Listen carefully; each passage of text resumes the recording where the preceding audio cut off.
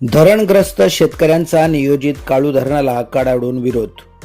मुरबाड तालुक्यात मुंबईकरांची ताण भागवण्यासाठी काळू धरणाचा घाट शासनाने घातला असल्याने स्थानिक शेतकऱ्यांनी संबंधित धरणाला कडाडून विरोध दर्शविला आहे. 2 दिवसापूर्वी जलसंपदा मंत्री गिरीश महाजन यांच्या दालनात काळू धरणाचा विषय चर्चेला घेतला गेला. तेव्हा जलसंपदा मंत्र्यांनी भूसंपादन तसेच धरणग्रस्तांचे पुनर्वसन करण्याचे आदेश संबंधित अधिकाऱ्यांना देण्यात आल्याने धरणग्रस्त शेतकऱ्यांमध्ये संतापाची लाट उसळली आहे. खेदजनक बाब म्हणजे लोकप्रतिनिधींचा कल शासनाच्या बाजूने असल्याची शंका निर्माण झाली आहे.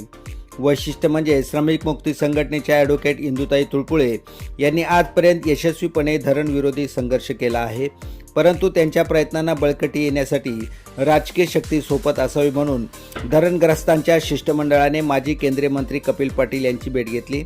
संबंधित शिष्टमंडळासमवेत माजी जिल्हा परिषद सदस्य सुभाषप्पा घरत, अरुण राऊत, किसन आलम, रघुनाथ भाला, अनंत राऊत, किसन प्रधान, शिवाजी घोलप, विनोद राऊत इत्यादी काळू धरण संघर्ष समितीचे कार्यकर्ते उपस्थित होते. दरम्यान माजी मंत्री कपिल पाटील यांनी मी शेतकऱ्यांच्या सोबत सदैव आहे असे ठामपणे आश्वासन दिल्याने धरणग्रस्त शेतकऱ्यांना दिलासा मिळाला आहे. सतीश घरत, मुरबाड.